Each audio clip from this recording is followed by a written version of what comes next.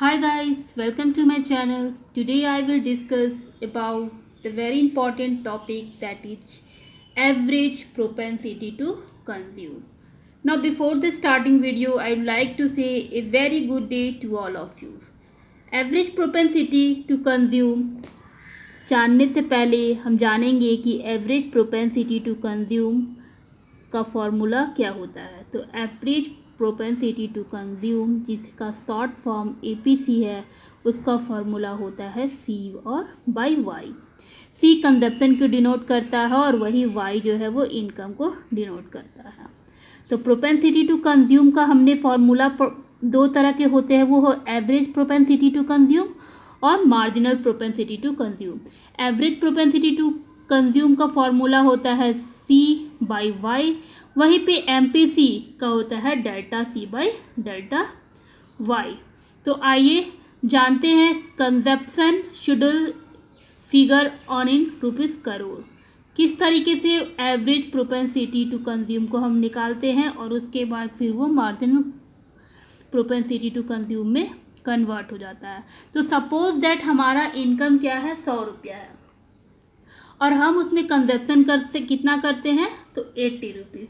तो इसी तरह से हमारा इनकम जब बढ़ के 100 से 110 हो जाता है तो 88 कंज्यूम होता है।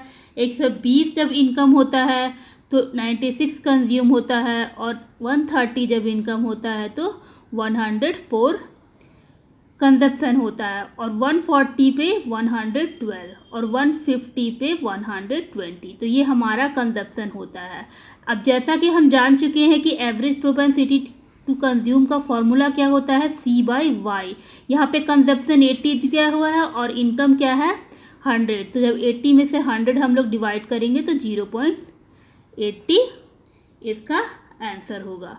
अब इसी तरह से डेल्टा वाई और डेल्टा सी और डेल्टा वाई यानी कि एमपीसी को निकालना होगा, तो वही हम क्या करेंगे, 8/10।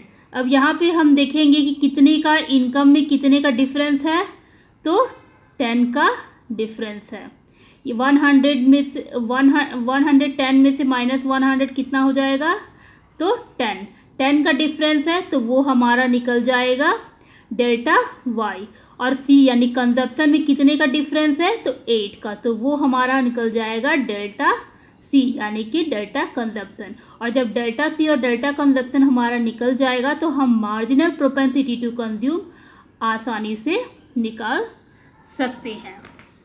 तो यहाँ पे देखिए 8/10 यानी कि मार्जिनल प्रोपेंसिटी टू कंज्यूम क्या हो गया, 8/10 और मार्जिनल प्रोपेंसिटी टू कंज्यूम यानी कि एमपीसी कितना निकला है, तो 0. तो यहाँ हमारा 0.8 हो गया है। तो सिंपल वे में हम लोग क्या समझेंगे कि average propensity to consume is a concept developed by John Maynard Keynes to analyse the consumption function which is a formula where total consumption expenditure of a household consist of autonomous consumption and income। तो ये हमारा हो जाता है average propensity to consume. अब हम जान लेते हैं कि एवरेज प्रोपेंसिटी टू कंज्यूम होता क्या है। तो average propensity to consume and increase in the average propensity क्या होता है कि एवरेज प्रोपेंसिटी को इंक्रीज करता है। To consume denotes a high demand for goods and services and increase और decrease in the average propensity to consume. Also determine the propensity to save, यह propensity to save को भी निर्धारित करता है। The opposite of the average propensity to consume is the average propensity to save. तो ये हमारा हो गया एवरेज प्रोपेंसिटी टू कंज्यूम। इसका एक टेंडेंसी होता है incremental saving has a negative effect on the average. तो I hope you all of you understand the average propensity to consume. Now come to the next, that is average propensity to consume. It refers to the ratio, किसको refers करता है, तो ratio को between total consumption, जो पूरे consumption होता है उसके बीच के रेशियो को रिफर्स करता है, एंड टोटल इनकम और कंजप्शन के बीच का जो रेशियो होता है वो एवरेज प्रोपेंसिटी टू कंज्यूम कहलाता है at given level of income in the economy. कुछ इंपॉर्टेंट पॉइंट्स है अबाउट एपीसी का। तो APC is more than 1। APC यानी कि एवरेज प्रोपेंसिटी टू कंज्यूम होता है वो क्या होता है, 1 से ज़्यादा होता है। As long as consumption is more than rational income before the break even point APC greater than 1। Next हमारा है APC इक्वल टू 1। APC जो है 1 के बराबर होता है। कब बराबर होता है? At the break even point consumption is equal to national income.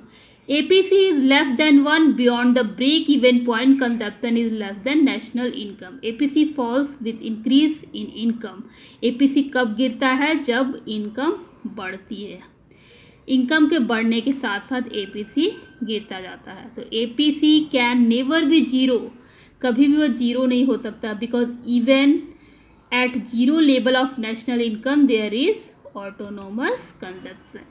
I hope you all of you understand. If you have any problem, you can write in the comment, and if you like the video, please subscribe the channel and share with your friend. Thanks, and thanks for watching.